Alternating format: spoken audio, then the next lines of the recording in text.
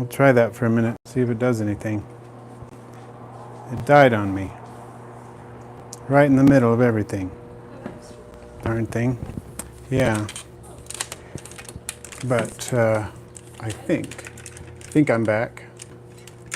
I don't think anybody's found it yet, but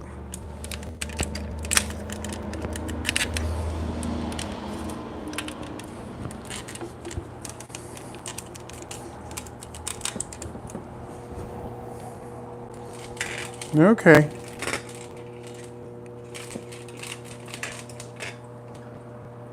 That's looking better. I see Luch made it. Awesome. All right, Luch, I see you're here. Who else is here? J-Man and Verge Reptiles made it. So people are making it. That's good. We're getting people finding the stream. And I don't know why it died, but it did. The only good side is that I was able to get the orientation back to horizontal where I wanted it. And we can look at the vivarium just a little bit more clearly, maybe. There is some glare and some stuff on the glass. Let me see if I can wipe down the glass and make it a little clearer in there. We can see better. Oh, I knocked my screen out, darn it. That's not what I wanted to do. Okay, there. I do have a little screened area, but it's not big enough to put lighting on or anything like that. But yeah, a much better view. It's looking pretty bare right now because I'm just, I just heavily cut back everything, so doesn't look like I want it to look, but that's okay. I'm going to be adding some Christmas moss and some Windle of Java fern. I think I would prefer a front opening to a large degree, but this is what I have. This is what I built, and I put a lot into it, so I'm not going to redo it anytime soon. But I think I prefer the front opening for several reasons. One is that you get better ventilation with the front opening because you have that built in essentially, whereas this one you don't have that. And I have put, let me see if I can make this work. I have this screen, it was custom made. This screen, this isn't window screen, this is really fine like chiffon mesh stuff. It's a little dusty right now. But I have that in the front to help in the back for a long time, but I found out that it just didn't vent very well. The front kept fogging up, so I put it in the front and it's done better. It's a little fuzzy, but I mean, it's a little foggy, but not so much as it was. So I see people are making it back, and yeah, it does help keep the fruit flies from getting out, which is great, but it's a little tricky to work with, and it was kind of expensive to have it custom made by a window guy, but I think it's worth it. Now I'm going to add some isopods. That's going to be our next step. You can see my feeding station there on that sea grape leaf. It's got some CGD in it to attract fruit flies. We're gonna add some isopods. Later we'll add some fruit flies. Right now I'm going to add some isopods and springtails, which, as you know, periodically need to be refreshed in a setup like this. Just frogs get to them and whatnot, but there we go. Got 3 different types of isopods and 1 type of springtail to add. So welcome to the spider boss as well. You can see, maybe you can see what types of isopods we've got here. I can see one of the frogs from across the vivarium is looking straight at where the isopods are, sees the movement. It's probably pretty interested. So I better feed him fairly soon. But I wanted to do the planting arrangement first because then I can close the lid and they can eat and we can not have to worry about fruit flies getting out. There are a few springtails and isopods in there now. Most of the big ones have left. Those younger isopods and the springtails are probably small enough for the frog to actually eat, so I'm going to cover them up. So the frog is less likely to get to them and they can disperse and do their thing. Going to be a little better. So let's zoom back out. And I would like your help and your input on these plants and where I should put them. They don't look bad where they are. but I think they're pretty close to the same height. The fact that the stolon is down there lower is kind of nice. I think it makes it look cooler. But what do you think about placement? Do you have any suggestions? Oh yeah, J-Man, if I have the isopods you need, we can definitely do that. I'm gonna say hi to JB227 Joey, welcome, and Chaos Corruptor, made it to the live, excellent. Are you one of those in a time zone where my normal live streams are not possible, or is this just good luck? Just curious, because I do like to do these during the summer a little bit earlier so that other people can have a chance to join in. I know it makes it harder for the regular sometimes, but I'm just trying to make sure everybody gets a chance, even if it's not frequent. Let's see. I kind of like this setup, but I feel like this little Chiquita Linda could be, I don't know, maybe higher. Oh, there I go, knocking things down. Look at me. I don't know. I liked where that was. I think I want to keep it there. I'm going to root it in. I'm going to anchor it with some toothpicks. Okay, so you're in Pacific Standard Time and just happen to be good luck. All right. 3:45 in Ontario, Canada right now. Something with a pop of color to the lower left of the enclosure. Atypical girl. That sounds good. I was thinking of putting so Java fern in there because it's lower light. And so that might be where I end up putting that. Because the bromeliads really need a lot of light, and if I put it that low down, it might not do well. But I like that suggestion, and I think I will put a Java fern there. It'll be some nice green patch. So the kinds of frogs I have here, I've got bumblebee dart frogs, the Leucomelis. There's one to the right of the screen there. And yeah, definitely I'm going to have some plants growing on the bottom. Right now I cut it back really severely, but I'm going to have some ferns that are going to be poking up through the bottom. Like you can see there's some fern fronds right there that are coming up, so they'll be doing that. Java fern over here, some moss is going to be spread around up near the bottom and in the top. So yes, definitely want some plants. Definitely want some plants going in different parts of the enclosure. You do need some leaf litter coverage, but I will get some plants going for sure. I had a ton of ferns, and I still have some, what is it? Hare's foot fern and some lemon button fern that are going to be going crazy in here that I just cut back, but they show up and resurrect. This fern frond here and the little rhizome to the right, top right of the screen, are the hare's foot fern. That stuff goes crazy. So that's going to be coming up too. I just don't like too much of it because then it just covers the entire enclosure, which is what it was basically doing when before I grew this. So, all right, let's cut back. So I like it more like this than I liked it where it was before. It looks a little bit different. We got different angles going on with this Chiquita Linda at a different angle, kind of going facing towards my left. And then this one going straight up, the little stolon lowered down, and then this kind of poking out. It's a little bit further forward. I don't know if you can tell that, but from my perspective, I can see it's facing further forward, and I think it's going to be fairly stable there. So I kind of like that. And then I've got a little rhizome, which you can't really see, well, a stolon of another one that's coming out here that's going to be growing. So I think that's pretty good coverage as far as Neoregalias go, and we'll have to get some other plant coverage in other spots. I moved some of the oak leaf fig right there, also called string of frogs and several other things. I put some right there from this corner where there's a lot of it growing up in the top left. So yeah, Java fern, I love Java fern, and I love window-loved Java fern especially, and I figured it would be fun to have some growing in here. I have some growing in my beetle tank that is growing out of the water. It's on top of the driftwood, sticks out of the water, and I just thought that would be fun. Welcome to Joseph Tavir. Yeah, so JB, yeah, I have dart frogs and mourning geckos in here actually. Mourning geckos help keep the fruit flies from going crazy. They help keep spiders out. things like that. So I like to keep the dart frogs, a few morning geckos in with the dart frogs.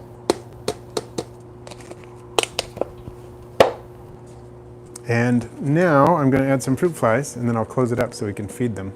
We can still watch them. But I'm going to put them near the feeding station there. There we go. And we can zoom in down here, and we'll be able to see I see the frogs are already on their way. And my male frog is coming on. He's going to come from the right of the screen. There he goes. Here he is. You can watch him eat.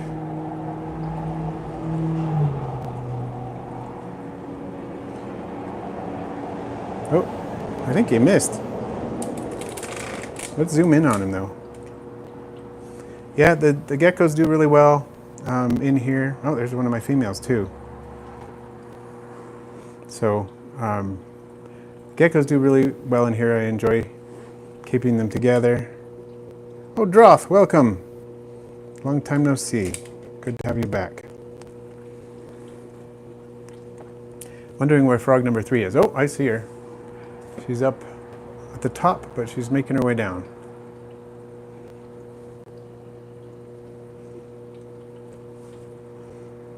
I think she sees what's going on down here, and will make her way down. And yes, Casval, thank you. We do appreciate that when we have can get more people joining the stream. So thank you. Oh, here she comes. She's about to make her way. There she is. There's female number 3. Now, I was talking to my wife about this the other day. We've had these dart frogs a good long time. Something like between 8 and 9 years. These same dart frogs. They've produced some tadpoles for us.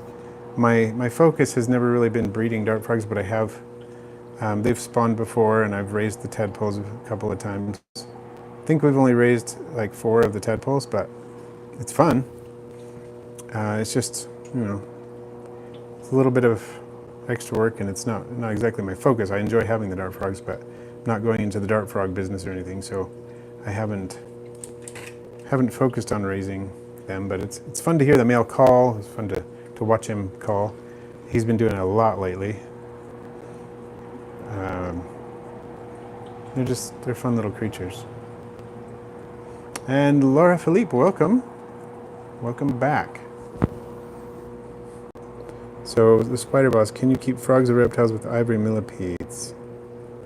I think keeping frogs or reptiles with millipedes can be tricky because most millipedes, including ivory millipedes, have repugnatorial fluids, and they are likely to breed.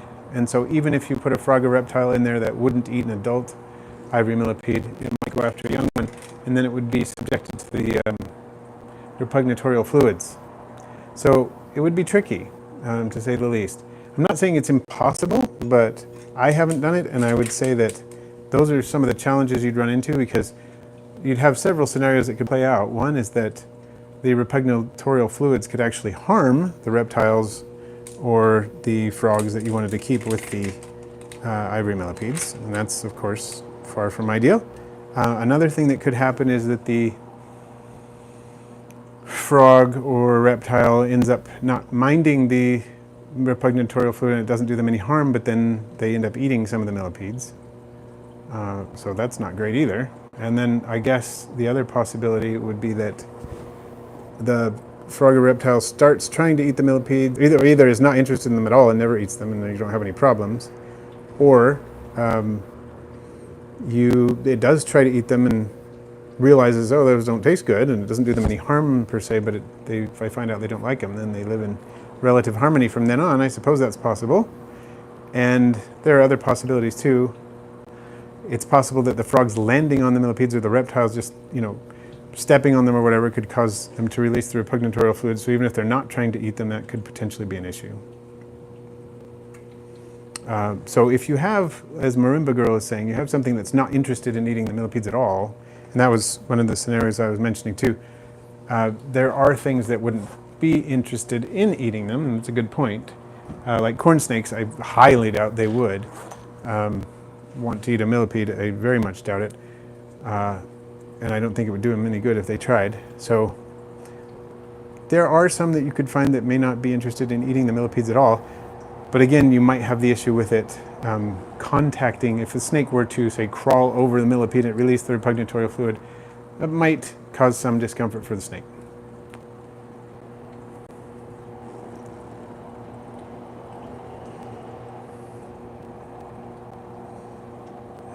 Cosfall, good question. I don't know much about adult green tree pythons. I've never kept green tree pythons. I think mourning geckos might not be a horrible choice for that reason. I see that an adult would probably not want to eat any of the mourning geckos. Could work, potentially. Can I name all the animals I have? Woo!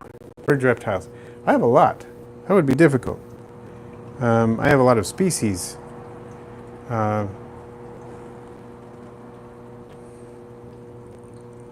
Hello, Zero Cool.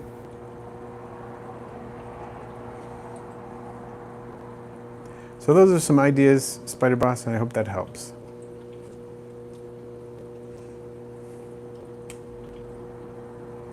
They're so fun to watch while they eat. I've had them for so many years, and I'm still amused when I watch them eat. It's just kind of fun. I haven't seen any of the mourning geckos come out today. Sorry, there we go on there. I haven't seen any of the mourning geckos come out. Usually when I feed them, the flies, the mourning geckos, make their way down and begin hunting. But I was doing so much work in there earlier, adding new leaf litter and washing the dishes out, the petri dishes that are under the coconut hides and all that stuff. Maybe I just upset the geckos and they went into hiding. That's possible. So how do you avoid upper respiratory infections and belly rot in high humidity enclosures for reptiles that require high humidity? Not really a specific species, just in general. Good question. I keep amphibians that require high humidity, like dart frogs, and I have kept reptiles that can handle high humidity, like the mourning geckos in this enclosure. My other mourning gecko enclosures are not high humidity enclosures. They are more like semi-tropical, high ventilation enclosures where they get humidity spikes when they're misted and so on, but the humidity is much lower during much of the day. It's allowed to dry out and whatnot to some extent. So, though I do keep mourning geckos in this high humidity enclosure, I think they're kind of pre-adapted to be able to handle it. They're hardy and can handle it, so I haven't had to deal with things like upper respiratory infections and belly rot in the mourning geckos that are in this enclosure. They've been down there for a while, so I would say I don't have a lot of information there because I haven't kept any reptiles that require high humidity, if that helps. Nihilus, welcome. So Zero Cool, ordered a 3D printer for vents for all my tubs. Any advice on 3D printing vents for containers? You know, I've used vents that others have printed, but I've never actually printed my own vents, so I don't know what to tell you. I've never done it. And I haven't worked with 3D printers. I have 3D printed items. Oh, there's a mourning gecko. Should we see if we can spot it? There it is. Its tail is twitching. Right there in the middle of the screen. That's fun. You got a shot with one of the frogs and a mourning gecko, both. Yeah, so I'm not sure what to tell you, Zero Cool, but maybe somebody else has some advice for you. Oh, true, atypical, I think I've heard of that. So verge, reptiles, vampire crabs, and mourning geckos can cohab, right? I've talked to someone who has done it. I've never done it.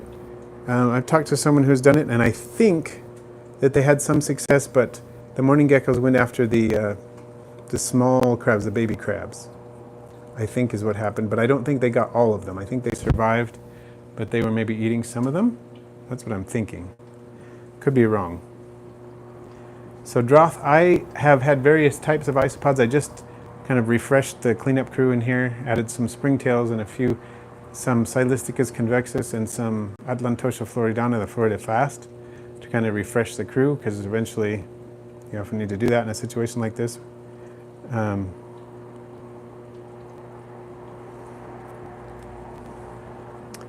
So yeah, that's those are my thoughts on that. The gecko hanging out. There's a couple more geckos in here.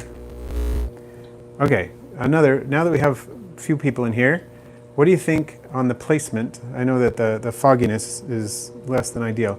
But what do you think about the placement of the bromeliads right now? I will be adding more plants, but as far as the placement of the bromeliads that you can see now, there's one little teeny stolen pup on the far left of the screen, right near the top corner. Then there's the red bird, the largest one.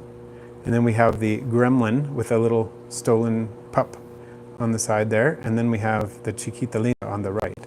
So if you think the placement is cool, let me know. If you think you have some suggestions about the placement of these, we'll be adding more plants later. This is just specifically about the placement of the Neoregelia bromeliads.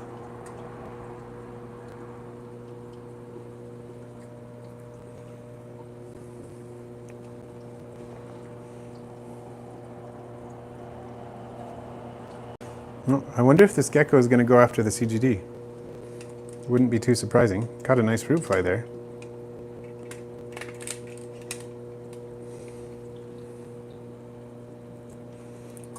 So yes, I agree, Marimba Girl. We need to add some more plants, which I will be doing. I've ordered some, waiting on them to get here. So we've got some other plants coming. And then the red bird, I think, is mostly full grown, I believe. And that's a good thing for a vivarium this size. I don't really want them bigger than this. These are definitely going to be reproducing and kind of filling out the back more, and I'm going to have to trim them back fairly frequently. They're big producers. They reproduce fairly fast, all of these. So yeah, let me know what you think.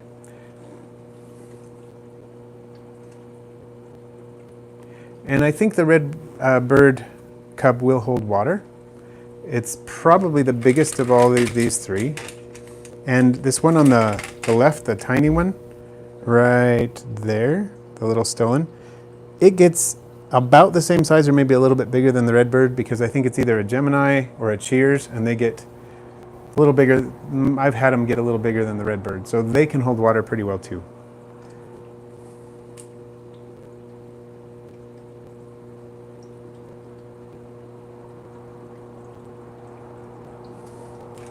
And yeah, I think there are going to be a whole bunch of these. And the Chiquita Linda on the right will stay smallest. The gremlin will get a little bit bigger, maybe, not much bigger.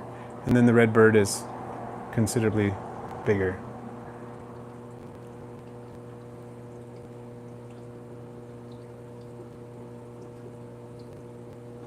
Cool. Yeah, the Andean that I had in here was 2 or 3 times as big as the red bird. It was kind of a reddish color too, and I liked it a lot, but I wasn't a big fan of the size. It was just too big. If the vivarium were twice as big, it would be great. But the fact that it was crowding out the others. I'm going to give this a little bit of a mist. We're talking about putting some water in the cup of the bromeliads. I should probably do that now that the flies have worked down. So Marimba Girl, which species do you have? Well, good. I'm glad people are giving me some good comments about the red bird. And the red bird is, whoop, I dropped it too far. I think that's too far. I might have to pin it in place a little bit better. Thinking about how to do that.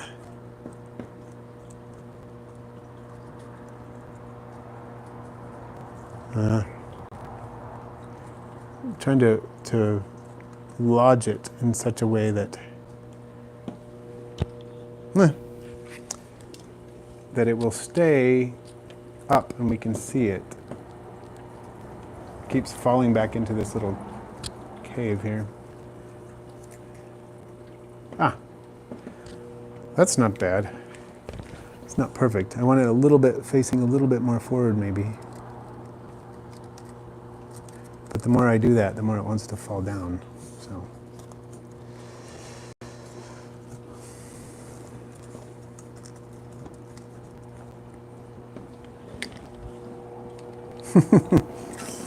I'm gonna just fill the cup right here a little bit. See how that does. There. And I'll add some to these two as well. And we'll see how they settle in.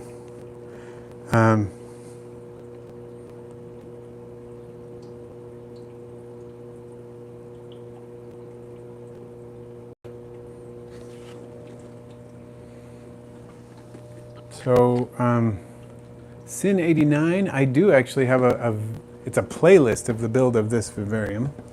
If you look for Aquarimax Dart Frog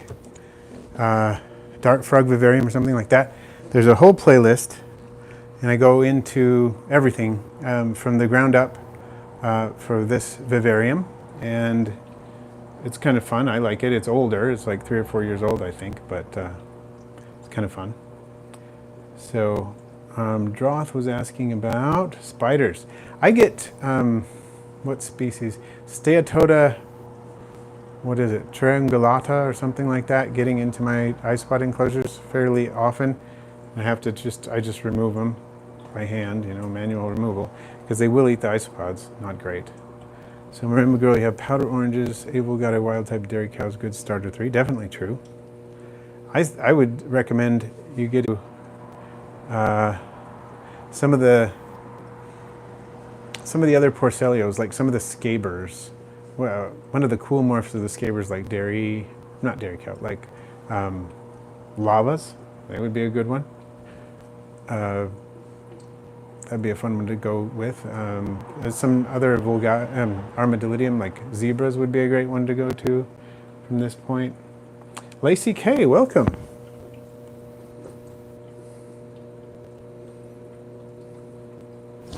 What is the best substrate in your opinion for most isopods? Oh, there are so many options, to be honest. One of my favorites to use is BioLive's bioactives, but I also use lots of others. Oh, the bromelia just took a dive. BioLives is great stuff. It's a premium substrate. There are other premium substrates out there as well. That's one of my favorites, and when I buy a premium substrate, that's what I buy. So BioLive's bioactives. But you can also go much more simply than that. I'm just going to have to think about how best to anchor this one, because toothpicks aren't going to cut it, I don't think. Maybe. Let me see. I'm going to try sticking some toothpicks in here as sort of a... it is actually maybe working. We'll see if I can get the stolon to stay on those toothpicks. That's better. That is better. I like that. I have a ton of toothpicks over here just for this very reason. And I'm going to try to lodge the bromeliads a little better where they are.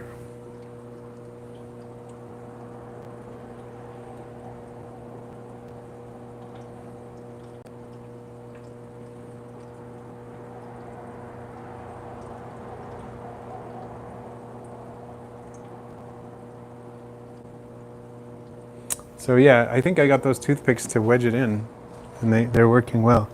I'm going to do the same for this one, I think. Just, that's the nice thing about this kind of background, is toothpicks stick into it pretty well. And then they kind of fade into the background over time. Okay.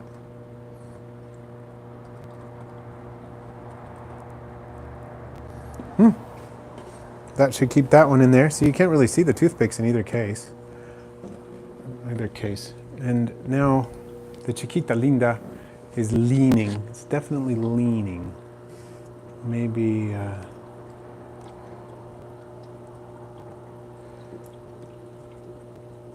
I can get it to... No, that's too much.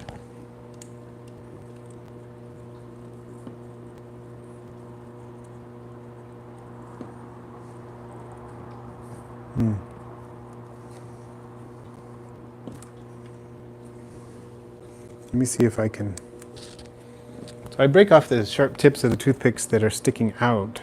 So only the ones that are sticking in are pokey to help protect the creatures. Let's see if that does what I want it to do. Yeah, it's a little bit, maybe a little bit lower than I'd like. But that's not bad. Yeah, I've crossed 2 toothpicks for this one and this one. Crossed 2 toothpicks already. Haven't done it on this one yet. I'm trying to figure out if that's where I actually want it before I go too far. Because I feel like it looked better when it was... Yeah, that one is okay. But this one, maybe I want it higher up. I don't know. Could put it here.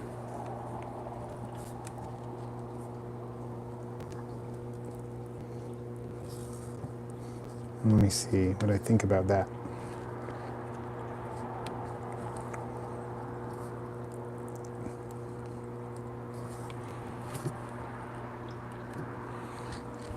What do we think about that, everybody? Is that too far over? Or should I put the little ones? Droth was saying maybe put the smaller, the Chiquita Linda next to the gremlin.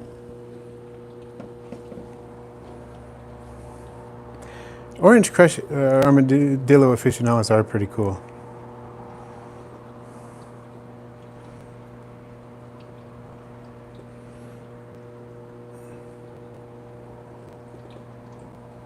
So Casval, the purpose of the specific cultivars that I got here could do like more like this. Is this what you're saying, Droth? Like put this one closer. Like that.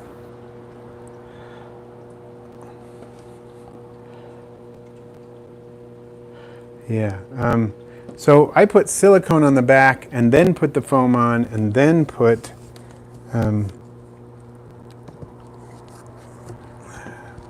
silicone on the back, then put the foam on, and then put more silicone over that. And that seemed to do the trick. This has been in here several years and has not come loose. And I think it's going to stay where it needs to stay. Okay. So now everybody is double toothpicked in. Let's take a look at that, see what we think. Lid's on.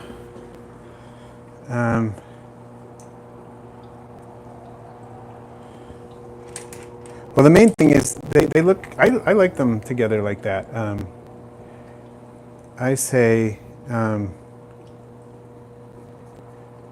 so yeah, I'm going to have to move things once they grow and trim things back and replace and all that. Let's go with it. Let's go with it for now. I think I like that. So I like it. Thank you everybody for your input. That was helpful. And now I feel like it looks pretty good. The plants need to grow in, obviously, but I think it's a good general place for it to be. So, One True Apple, what's your current take on hardwood pellets for isopod substrate? I have followed your isopod substrate videos and you changed your formula. I have concerns about sourcing wood and leaves. Okay. I would say that I don't use hardwood pellets straight anymore or soaked anymore because they're not, there's nothing wrong with them per se, but they're not very nutritious. You really ought to have them fermented first before you add them for maximum benefit. So I don't just add straight hardwood pellets. I think flake soil, which is made from fermented, hardwood, is great and it is nutritious. But just going to the, to the hardware store and picking up some oak pellets, for example, you can add it to your substrate. It's not necessarily going to it's not going to cause any problems if you soak it and add it to your substrate. In some cases, it might get moldy and whatnot, but in general, it hasn't been problematic for me. It's just not very beneficial. So I would say it's worth a lot more to just get those, look up flake soil, make some flake soil out of those wood pellets instead of just using them in your substrate.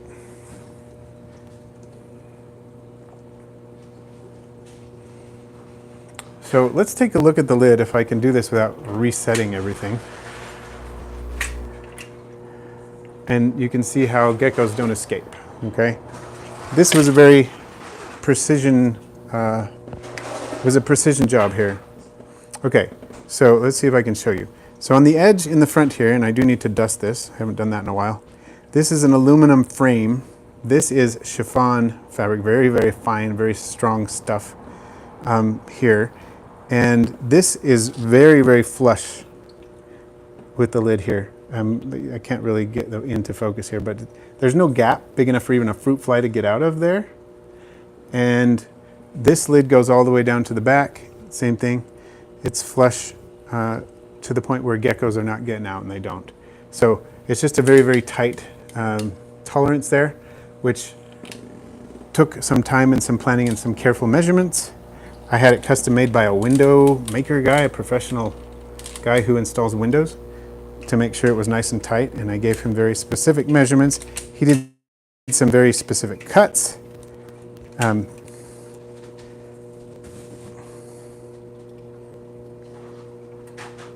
He did some very specific cuts, and he did some, we measured and remeasured and checked out everything to make sure it worked well, and it did, so we didn't have a problem.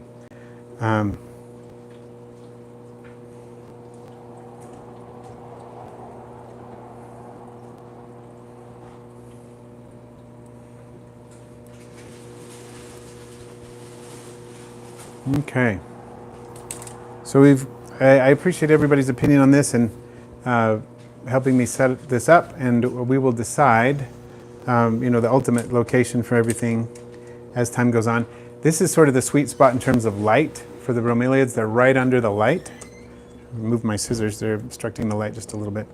But this is kind of the sweet spot. If I move them too far off to the right or the left, they're going to not be getting as much light. I'm probably going to add some more light at some point, but I don't have another light on there yet, so we'll try it. But I can totally see what you're saying with Nihilus, a more open spot between the other bromeliads. That could work too, and I'll play with that idea and see what happens. So, looks like the dart frogs and the gecko are pretty much done eating. I think I am pretty much done planting for the day. I do have more plants coming. There's a gecko in the background there. See that? Let's see if I can focus on it for a second. It's up inspecting the bromeliads. No, it's actually just eating fruit flies that are up at the top, which is good because the frogs do go up there, but I feel like they tend to eat when they're down at the bottom. Once the fruit flies go up, they don't eat them, and they don't eat them off the glass. They can't climb the glass very well, except if it's really wet. So it's cool to see that the gecko is up there doing what it needs to do, eating the excess fruit flies. Oh, I should put some Anubias non-appetit in here. I have tons of it in my aquatic beetle tank. So maybe I should do that. It's a good idea. I could put some in here. I don't have one of the really tiny, tiny microscopic ones, but I do have some of the small ones. I have Anubias non-appetit. I just don't have the super dwarf ones. So you can see the fern growing up against the glass there on the right. That's what you can see, that greenery up there, and that's what that is. We're already doing that. So yeah, I'm glad. Thank you all for the comments on the enclosure. It's early on in its replanting, let's say. It's pretty early on, but I'm glad people are liking it. I'm thinking it's going to look good once it grows in more with the other plants I'm adding and with the plants that are in there, and they're going to grow in some more. So yeah, I think I'm going to put some Anubias in there, and a great suggestion. I did think about that the other day, and then I kind of forgot about it. Verge says, I have pretty large Porcellia prunosus orange men and have noticed some of them are brown or gray. Is that because of inbreeding? It could be throwbacks, possibly, where the mutation that causes the orange, there's just another mutation that goes back to the original wild type gene. Could be that. Could be that the stock you had originally had just a few in there, and now they're becoming more visible. There could be a lot of things going on. I wouldn't worry too much about inbreeding with them as long as you started out with a nice healthy culture. Shouldn't be a problem. But that could be a thing. So thank you, Sean, for the reminder. We're not doing a full hour today. Yeah, I'm still not up to a whole lot of that, but I am glad that you joined me today and glad that you helped me out with the planting, and I think it's going to be cool. So I see a super chat here from Sin89. Thank you. CA, I think that's Canadian dollars. That's awesome. So that's the first super chat. First super chat on the this video, this particular live stream. So thank you so much. Appreciate it. It's too bad all the dart frogs are now hiding. I don't see a single one. But I'm pretty happy with how it's coming out. And you can see maybe right here, you can see some fern fronds that are starting to grow. They'll poke out from underneath the leaves. And I'm okay with that as long as it doesn't show up everywhere. Just want to keep that under control. I've noticed that I haven't trimmed this as often as I would like to. I just don't get to it. So I need to try to make sure I trim it often enough, and that will help, I think. Help keep things under control. There's not a dart frog, there's a mourning gecko. I'm not sure if it's the same one, because there are a few in here. Just kind of hanging out under that food dish. I wonder if it smells the food and is wondering how to get there. So, oh, there it goes, back under the leaf.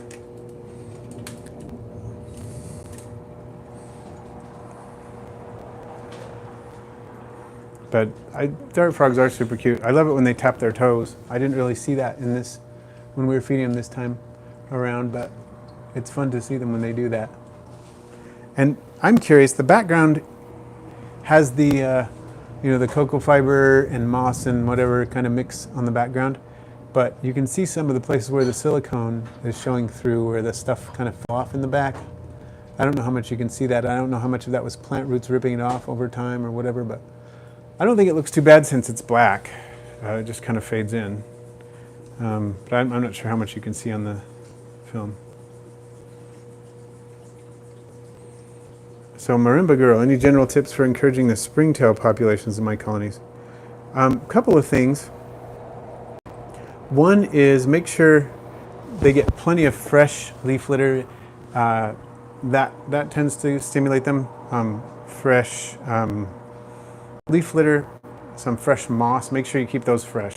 That will help keep the springtails going. And plenty of